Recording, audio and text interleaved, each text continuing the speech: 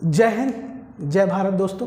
हम आज विविध मिसलेनियस का एक टॉपिक दिवस पढ़ेंगे और उस दिवस में हम एक माह के सारे दिवसों को सम्मिलित करने का प्रयास करेंगे।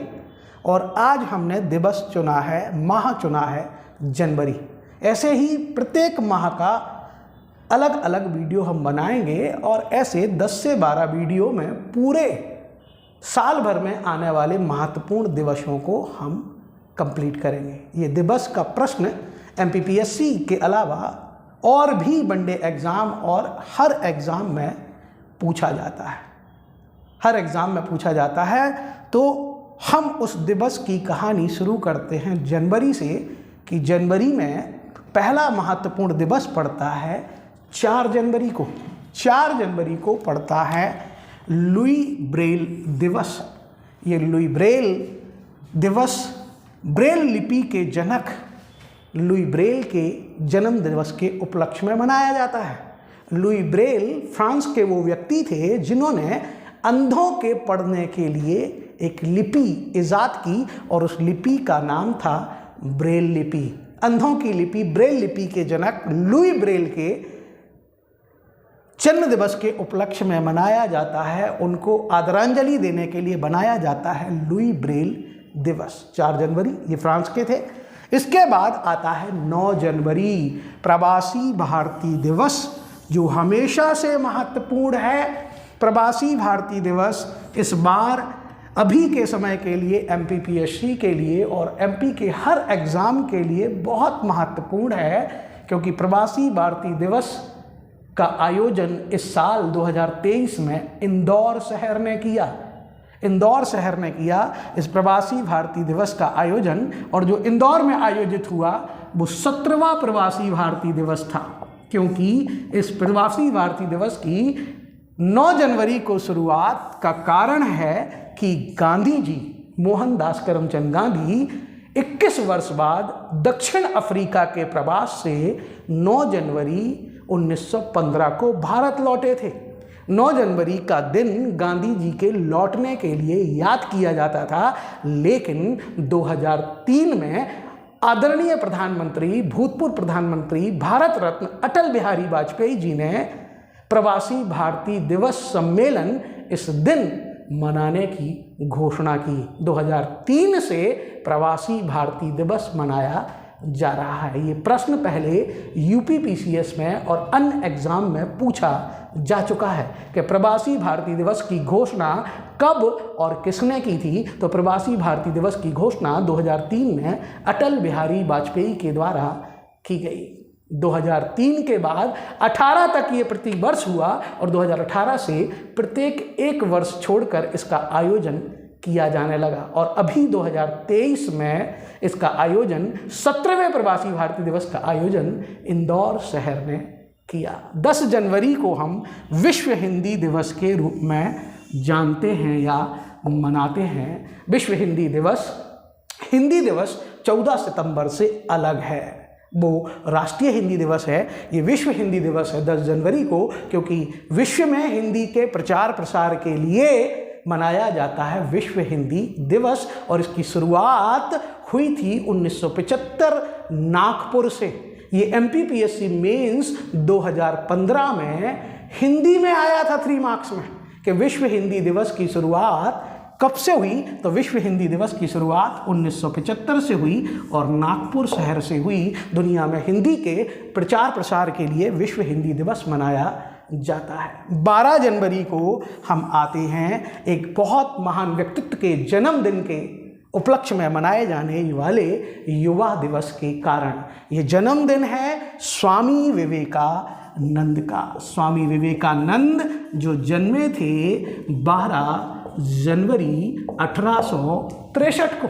12 जनवरी 1863 को जन्मे थे स्वामी विवेकानंद, और उनके जन्मदिन को घोषित किया था भारत के सबसे युवा प्रधानमंत्री राजीव गांधी ने। भारत के सबसे युवा प्रधानमंत्री राजीव गांधी ने 1984 में घोषणा की थी और 1985 से पहला युवा दिवस मनाया गया। युवाओं के मनोबल को बढ़ाने वाले, मोटिवेट करने वाले विवेकानंद के जन्म दिवस को मनाते हैं हम युवा दिवस के रूप में।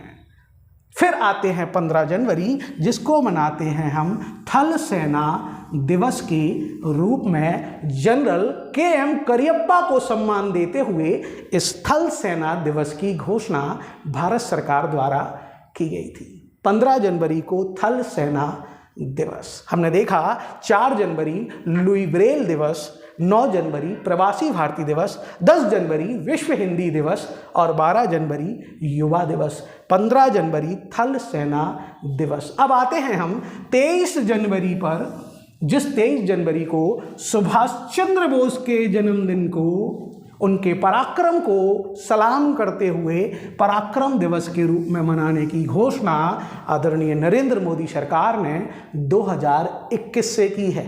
23 जनवरी को सुभाष चंद्र बोस का जन्म उड़ीसा के कटक में हुआ था। विवेकानंद का जन्म बंगाल के कलकत्ता में हुआ था और सुभाष चंद्र बोस का जन्म उड़ीसा के कटक में हुआ था 23 जनवरी को। इसलिए 23 जनवरी को मोदी सरकार ने पराक्रम दिवस मनाने की घोषणा की 2021 से। 24 जनवरी को राष्ट्रीय बालिका दिवस मनाया जाता है। 25 जनवरी को राष्ट्रीय मतदाता दिवस मनाया जाता है और ये MPPSC प्रीलिम्स 2012 में आ चुका है।